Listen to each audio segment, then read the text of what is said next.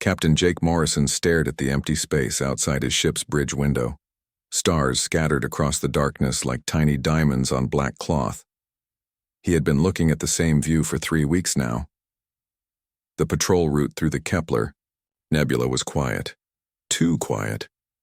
The UES Falcon drifted through space at half speed. Morrison's crew of 200 worked their shifts like clockwork. Nothing ever happened out here on the edge of human space. That was the point. Earth Command wanted eyes and ears this far out, but they did not expect trouble. Morrison walked over to the navigation station where Lisa Park worked on star charts. She looked up from her screen and smiled. "Still bored, Captain?" she asked. "Always," Morrison replied. "How much longer on this route?" 2 more days, then we head home." Park turned back to her charts. "Maybe next time they will give us something interesting to do." Morrison nodded and moved to the engineering station. Ryan Bell was checking the ship's power systems. Everything ran smooth and clean. The Falcon was a good ship. She could handle anything space threw at her. "All systems green, Captain," Bell reported. "Engines running at perfect efficiency." "Good work, Ryan." Morrison continued his walk around the bridge. His crew knew their jobs. They had been together for 2 years now. They trusted each other. The communication station beeped softly. Amy Torres looked up from her equipment with surprise on her face. "Captain, I'm getting something." "Strange?" she said. Morrison walked over quickly. "What kind of strange?" "A signal. Very weak. It's not human." Torres adjusted her controls. The beeping got louder. "It's definitely artificial. Someone is transmitting this." Morrison felt his heart beat faster. First contact protocols ran through his mind. Earth had been listening for alien signals for decades. Nothing had ever come through. "Can you clean it up?" he asked. Torres worked her controls like a piano player. The static slowly cleared away. Strange sounds came through the speakers. It sounded like music, but wrong somehow. Too high, too fast. "It's a language," Torres said with excitement.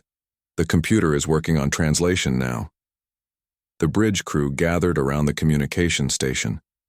Everyone wanted to hear humanity's first message from another species.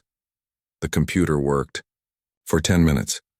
Finally, words appeared on Torres's screen. "Help us," she read out loud. "We are trapped. The Kreks come for us. We have civilians. Women and children, please, anyone who can hear this, help us." The bridge went silent. Morrison read the message again. His mind raced through possibilities and problems. "Where is it coming from?" he asked. Park ran back to her station and worked fast. "The Taurus sector, about 6 hours away at full speed." "What else does the message say?" Morrison asked Torres. She scrolled through more text on her screen. "They call themselves the Villani Trade Consortium. They have 12 ships carrying refugees from their homeworld. Something called the Kreks Dominion is hunting them." Morrison paced across the bridge. Earth Command had strict rules about contact with alien species. Do not interfere, report everything, wait for orders. But people were dying out there. He could hear the fear in that translated message. "Captain," Bell said quietly, "we should call Earth Command." "That will take 4 days," Morrison replied. "Messages to Earth and back." "The Kreks will catch them by then," Park added. Morrison stopped pacing. He looked at his crew. They all knew what he was thinking. Earth Command would say no, they would say wait. They would say follow protocol. "Torres, can you send a message back?" Morrison asked. "I think so, Captain. Same frequency. Reverse the signal path." "Do it. Tell them help is coming." Torres's hands moved over her controls. She looked nervous. "Message sent, Captain." Morrison turned to Park. "Set course for the Taurus sector, full speed." "Sir, what about Earth Command?" Bell asked. Morrison sat down in his captain's chair. "We will report everything when we get back. Right now, people need help." The Falcon's engines roared to life. The ship turned away from its patrol route and jumped to faster-than-light speed. Stars stretched into lines outside the windows. Morrison called up the ship's files on his personal screen. The Falcon carried enough weapons to fight a small war. Railguns, missile pods, energy cannons. She was built to protect human space from anything that might threaten it. "Captain," Torres called out, "I'm getting more signals from the same area. The Villani are still transmitting." "What are they saying?" "Thank you for responding. We are hiding in an asteroid field. The Kreks have 18 ships. We cannot escape." Morrison's blood went cold. 18 enemy ships against his one cruiser. Those were bad odds, but he had made his choice. "Torres, send another message. Tell them to stay hidden. Tell them we are coming with everything we have." "Should I contact the other patrol ships?" Park asked. Morrison thought about it. The nearest human ships were days away, but Admiral Blake's 7th Fleet was doing exercises 2 sectors over. They might respond to an emergency call. "Torres, send a priority message to Admiral Blake. Tell her we have first contact with hostile aliens. Request immediate assistance." The communication officer worked quickly. "Message sent, Captain." Morrison looked out at the stars racing past his ship. In a few hours, the Falcon would arrive at humanity's first alien battle. He did not know what they would find there, but he knew his crew would do their duty. "All hands, this is the captain," Morrison announced over the ship's speakers. "We are responding to an alien distress call. We may face combat. All departments prepare for possible action." The bridge crew worked with new energy. The boring patrol had become the most important mission in human history. Morrison watched his people prepare for the unknown. Space had just become a much more dangerous place.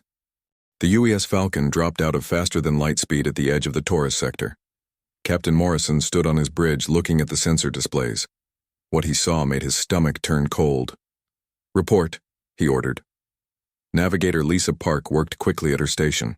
"Captain, I count 37 ships in this area. 12 small ones hiding in the asteroid field. 18 larger ones spread around the field in a hunting pattern."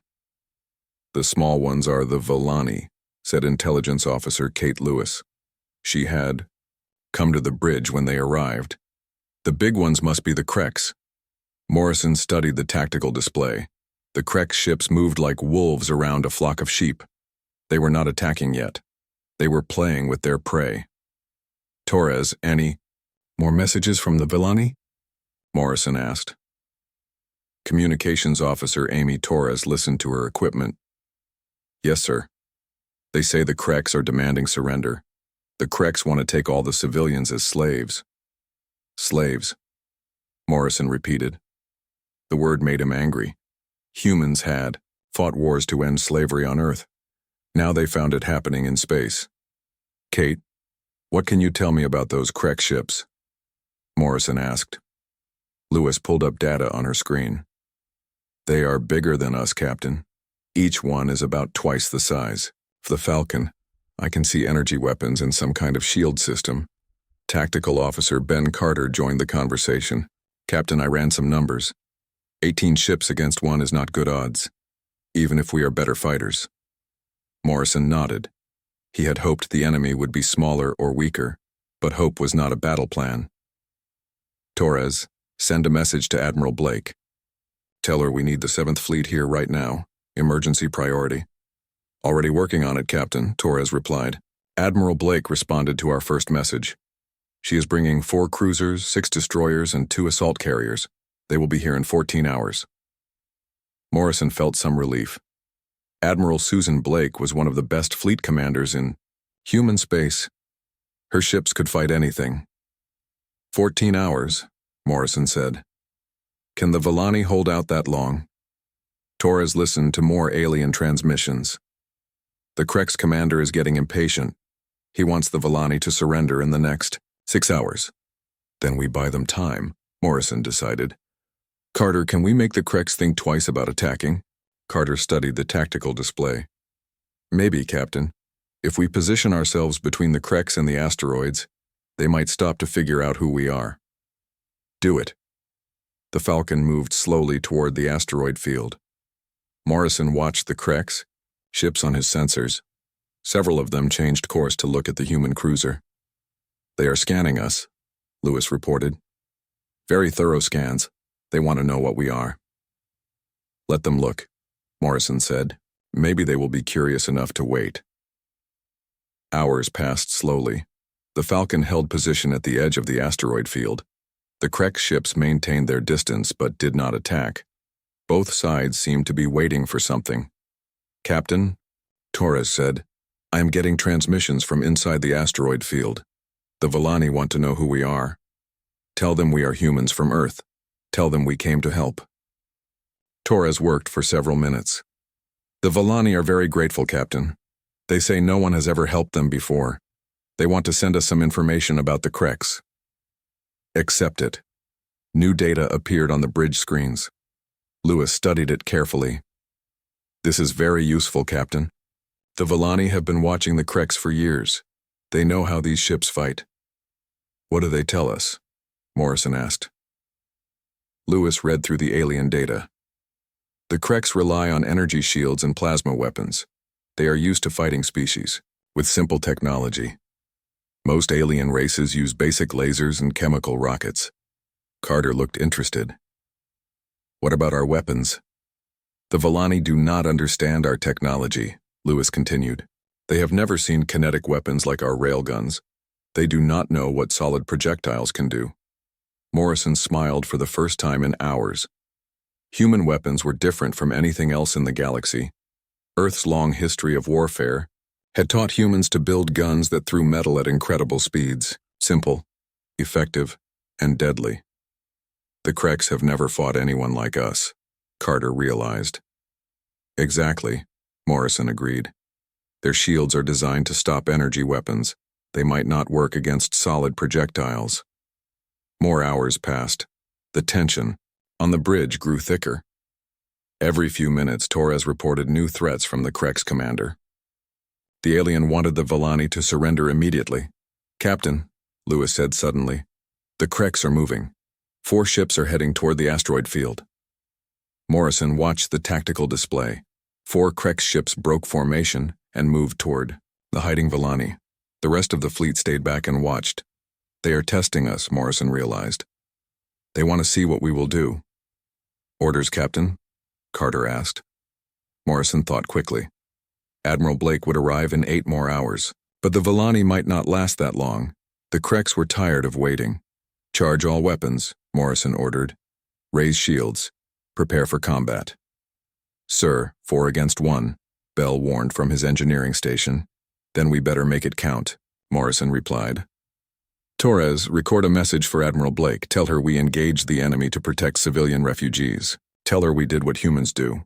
The Falcon's weapons came online. Energy flowed through the ship's railgun systems. Missile pods armed themselves. The human cruiser prepared for humanity's first battle with alien enemies. "Carter, target the lead. Krek ship. Lewis, monitor their communications. Park, be ready to move fast." Morrison sat in his captain's chair and watched the enemy approach. In a few minutes, the galaxy would learn what humans could do when innocent people needed protection. The Kreks were about to meet their first Deathworld species. "All hands, battle, stations," Morrison announced. "This is what we trained for."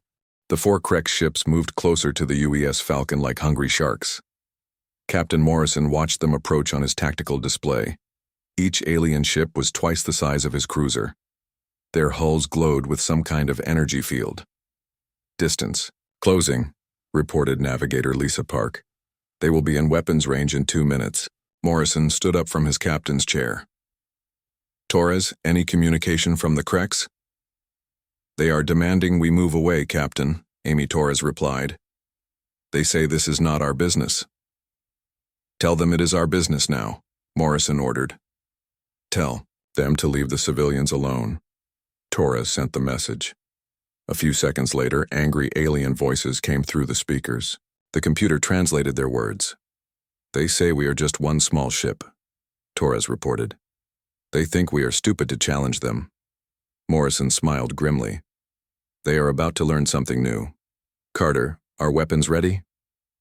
"Tactical officer." Ben Carter checked his displays. "All railguns loaded and charged, Captain. Missile pods armed. We are ready to fight. Target the lead ship. Wait for my command." The bridge crew worked quietly at their stations.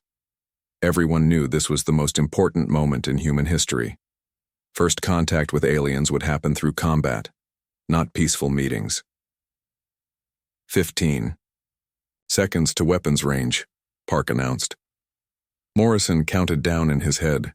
The Krek ships continued moving forward. Their energy shields grew brighter. They expected an easy victory against one human ship.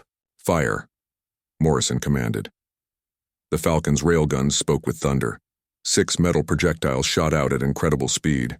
Each piece of metal was the size of a small car and moved faster than lightning. The Krek's ship's energy shields flared bright blue as the projectiles hit. For a moment, Morrison thought the shields had stopped his weapons. Then the metal punched through like the shields were made of paper. The railgun rounds tore through the alien ship's hull. Explosions bloomed along its side. The Krek's vessel spun, out of control, trailing fire and debris. Direct hit, Carter reported with excitement. Their shields did nothing against solid projectiles. The other 3 Krek ships stopped moving. Morrison could imagine the confusion on their bridges. Their shields were supposed to stop any weapon. They are trying to communicate with their fleet, Torres said, listening to alien transmissions. They sound very surprised. Good, Morrison replied. Carter, target the second ship, fire when ready. More railgun rounds shot across space. The second Krek ship tried to dodge, but human targeting computers were too fast. The metal projectiles found their target and ripped through the alien hull like it was made of tinfoil. 2 down, Carter announced. The other 2 are turning away. Morrison watched the remaining Krek ships retreat toward their main fleet.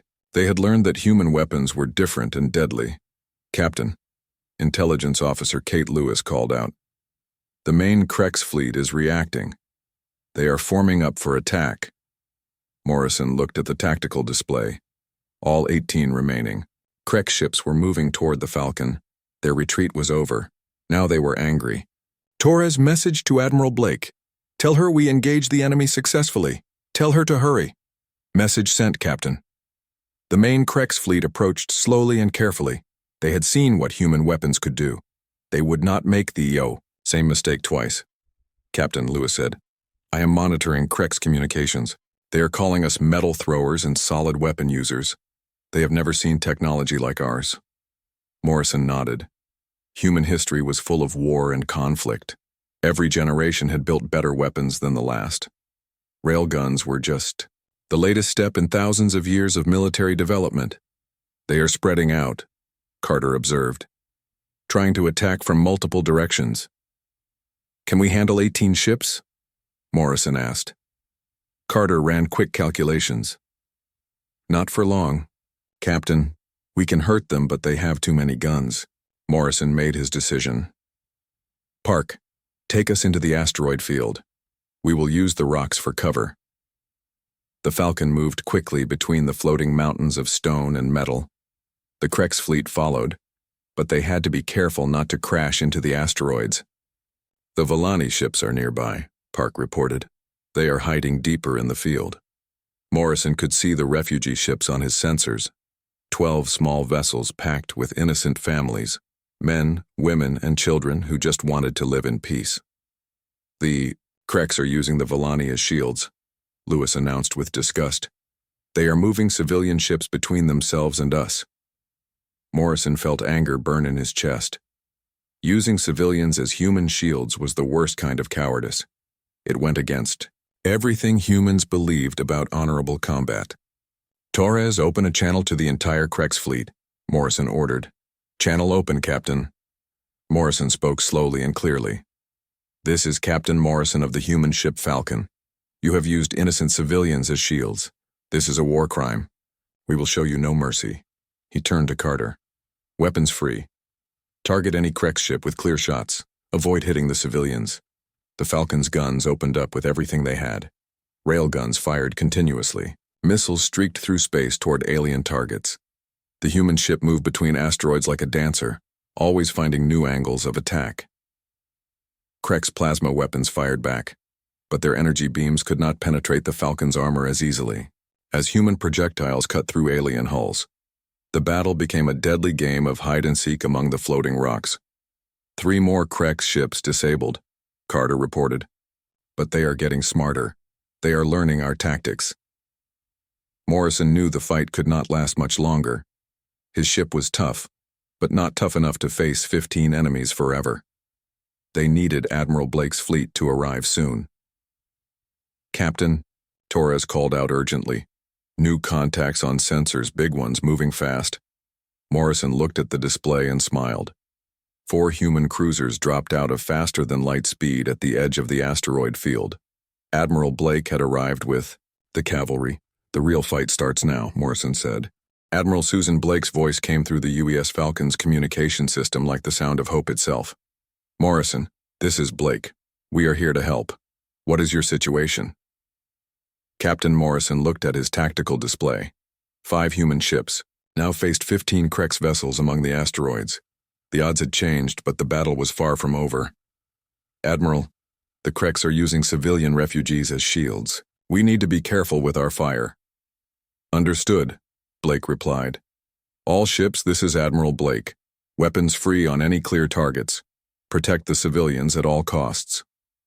The human fleet spread out through the asteroid field. 4 cruisers and 6 destroyers moved like hunting wolves. Each ship carried enough firepower to destroy a city. Lieutenant Commander Alex Turner coordinated the fleet's weapons from his position on Blake's flagship, the UES Storm. His voice reached every human ship in the battle area. "Thunder and Lightning, take the left flank. Falcon and Storm will hit them from the right. Destroyers, find cover and pick your shots." The Krex fleet tried to respond to the new threat, but they were confused and scared.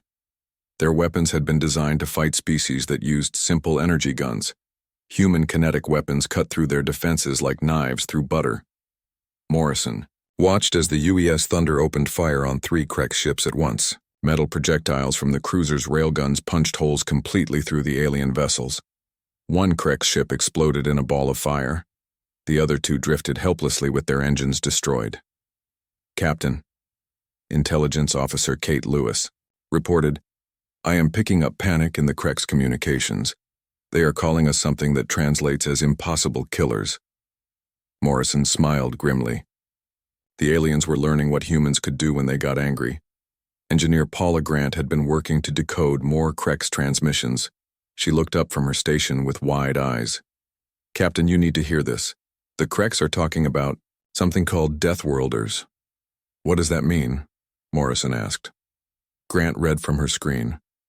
"According to their communications, most alien species come from worlds with low gravity and peaceful environments. Earth is what they call a death world. High gravity, dangerous weather, poisonous air, deadly radiation." Morrison began to understand. Earth was a hard planet to live on. Humans had evolved to survive in conditions that would kill most other species. That evolution had made them strong, fast, and naturally good at fighting. "They say Deathworlders are theoretical," Grant continued. "Most scientists thought no intelligent species could evolve on such a dangerous planet." "Well, we just proved them wrong," Morrison replied. The battle continued to rage among the asteroids. Human ships moved with deadly grace, their crews working together like they had trained for this moment their whole lives. Because in a way, they had. Every human grew up knowing that life was dangerous, and survival required strength. The Krex, meanwhile, struggled to adapt to fighting an enemy unlike anything they had ever faced. Their plasma weapons could barely scratch human armor. Their energy shields were useless against solid projectiles. Their tactics, designed for intimidating weaker species, fell apart against opponents who fought back harder than expected. "Captain," Communications Officer Amy Torres announced, "the Volani are sending us messages. They want to help." "What can they do?" Morrison asked. Torres listened to more alien transmissions. "They know the asteroid field very well. They can guide our ships through safe passages. They can also tell us which Krex ships are carrying their people as prisoners." Morrison nodded. "Accept their help. Tell them we will free their people." Volani refugees began transmitting navigation data to the human fleet. Their small ships moved carefully through the asteroids, showing the human warships where to find hidden Krex vessels. Admiral Blake's voice came over the communication channel. "Again. All ships, the enemy is trying to retreat. Do not let them escape with prisoners." The human fleet moved faster through the asteroid field. Destroyer crews, trained from childhood in Earth's high gravity, worked their weapons with deadly precision. Cruiser captains, raised in a culture that valued honor and protecting the innocent, pressed their attacks without mercy. One by one, the Krek ships fell silent. Some exploded under human firepower. Others drifted helplessly with their engines destroyed. A few tried to surrender but kept firing at the same time. Human commanders quickly learned not to trust Krek's surrender signals. Captain, Tactical, Officer Ben Carter reported, "Only 3 enemy ships left. They are trying to reach the edge of the asteroid field." Morrison watched the fleeing aliens on his display. "They want to escape and warn their friends about us." "Should we let them go?" Carter asked. Morrison thought about it. If some Krek ships escaped, they would tell other aliens about human capabilities. That might prevent future attacks on innocent species. Let one ship escape, Morrison decided. Destroy the other 2. The remaining Krek's vessels died under human guns. Only one alien ship limped away toward deep space, carrying news of humanity's military power to the rest of the galaxy. "All Krek's vessels neutralized," Admiral Blake announced. "Begin rescue operations immediately." Human ships moved through the asteroid field, searching for Volani prisoners and survivors. Marine teams from the assault carriers boarded damaged Krek's vessels to free captured aliens. The first meeting between humans and the Volani happened in the cargo hold of a destroyed Krek ship. Colonel Rick Stone led his Marines inside to find dozens of frightened alien civilians. The Volani were small, gray-skinned beings with large eyes and gentle faces. They looked at the human Marines with wonder and fear. "We came to help," Stone said through his translator. "You are safe now." The oldest Volani stepped forward carefully. "You are the Deathworlders? The metal throwers?" Stone nodded. "We are humans. We heard your call for help." The alien's large eyes filled with tears. "No one has ever helped us before. Everyone is afraid of the Kreks." "Not anymore," Stone replied. "The Krek should be afraid of us now." 3 days after the battle, the asteroid field looked very different. Human ships floated among the rocks like protective guardians. Medical teams worked around the clock to help injured Volani refugees. Engineers repaired damaged alien vessels so they could fly again. Captain Jake Morrison stood in the cargo bay of the UES Falcon, watching human doctors treat Volani civilians. The small gray aliens had suffered terribly under Krek's rule. Many were sick from poor food and bad living conditions. Some had injuries from Krek's weapons. "Captain," said Dr. Elena Price, the fleet's chief medical officer, "these people have been running from the Kreks for months. They are exhausted and scared." Morrison nodded. "How many did we save?" "Over 50,000 Volani civilians," Price replied. "Plus about 2,000 prisoners we freed from Krek's ships. It could have been much worse." Admiral Susan Blake entered the cargo bay, followed by her diplomatic staff. She had been busy for 3 days talking to Volani leaders and Earth Command. "Morrison, we need to talk," Blake said. They walked to a quiet corner of the cargo bay. Blake looked tired but satisfied. "What did Earth Command say?" Morrison asked. Blake smiled. "They are not happy that we broke first contact protocols, but they are very happy that we won. The President wants to see full reports on everything." "And the Volani?" "That is the interesting part," Blake replied. "Their leaders want to make a formal alliance with humanity. They have information we need." Blake activated a small display screen. Star maps appeared showing the local area of the galaxy. "The Volani have been trading across this region for centuries," Blake explained. "They know dozens of alien species. Most are peaceful like them, but several are aggressive like the Kreks." Morrison studied the star map. Red dots marked hostile species. Yellow dots showed neutral ones. Green dots indicated friendly aliens. "How many species are we talking about?" Morrison asked. "Over 40 that the Volani know personally. Maybe hundreds more in the wider galaxy." Morrison felt amazed and worried at the same time. Humanity was no longer alone in the universe, but they were also surrounded by potential enemies and friends they knew nothing about. "There is more," Blake continued. "The Volani have been sharing our battle recordings with other species. Everyone wants to know about the Deathworlders who defeated the Kreks." A new voice joined their conversation. Zefka, the oldest Villani scientist, approached them carefully. The alien had learned some basic human words over the past 3 days. "Admiral Blake, Captain Morrison," Zefka said in his high, musical voice. "My people wish to thank you again. We have prepared something for you." The old alien led them to another part of the cargo bay. A group of Villani had set up a small ceremony area. Hundreds of refugees gathered around to watch. Zefka spoke through the translation device. "In our culture, we honor those who protect the innocent. You risked your lives for strangers. This makes you family." The Villani ceremony was simple but moving. Each refugee came forward to touch the hands of human crew members. They spoke words of thanks in their own language. Many were crying. Morrison felt touched by their gratitude. These people had lost their homes, their world, everything they owned. But they still found ways to show appreciation for help. After the ceremony, Zefka shared more information with the human commanders. "The galaxy has been waiting for someone like you," the old scientist explained. "The Kreks, the Haxan Empire, the Vorth clans, they prey on peaceful species because no one fights back effectively." "Why does no one fight back?" Blake asked. Zefka made a gesture that might have been a shrug. "Most species evolved on gentle worlds. Low gravity, mild weather, plenty of food. We learn to cooperate, not compete. War is not natural for us. But it is natural for humans," Morrison realized. "Yes," Zefka agreed. "Your world made you strong. It taught you to fight for survival. This makes you perfect protectors for those who cannot protect themselves." Blake and Morrison exchanged looks. They were beginning to understand humanity's role in the galaxy. "The surviving Krek ship has reached their territory," Zefka continued. "They are spreading word about human capabilities.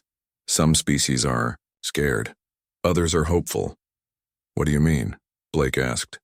"Species like mine see you as protectors. Species like the Krek see you as threats. The galaxy is choosing sides." Over the following days, more alien ships arrived in the asteroid field. Not Krek ships, but vessels from other species who had heard about the battle. They came to see the humans for themselves. Some aliens were friendly. The Jelani brought gifts of rare metals. The Kef offered to share their medical knowledge. The Warat wanted to establish trade agreements. Other aliens were more cautious. They stayed at the edge of the system, watching and learning. A few sent messages demanding that humans leave their space immediately. Morrison received new orders from Earth Command. He was promoted to Commodore and given command of the first human deep space task force. His mission was simple: establish humanity's presence in the galaxy and protect innocent species from aggressive ones. Admiral Blake received orders to build the first human starbase in alien space. The location would be in the asteroid field, where they had saved the Villani. It would serve as a symbol of human commitment to galactic peace. "What do we call it?" Blake asked Morrison as they watched construction ships arrive from Earth. Morrison thought about the battle, the rescue, and the new alliances they had formed. "Sanctuary Station," he said, "a place where the innocent can find protection." Blake nodded. "Perfect." As the weeks passed, more refugee ships arrived at Sanctuary Station. Word spread across the galaxy that there was a place where aggressive species could not harm the peaceful ones. Human ships patrolled the area, keeping the peace with overwhelming firepower. Morrison stood on the command deck of his new flagship, watching alien ships dock peacefully at the growing station. Humans had found their purpose among the stars. They would be the guardians that the galaxy needed. The age of human expansion had begun, not through conquest but through protection. The Deathworlders had become the galaxy's protectors.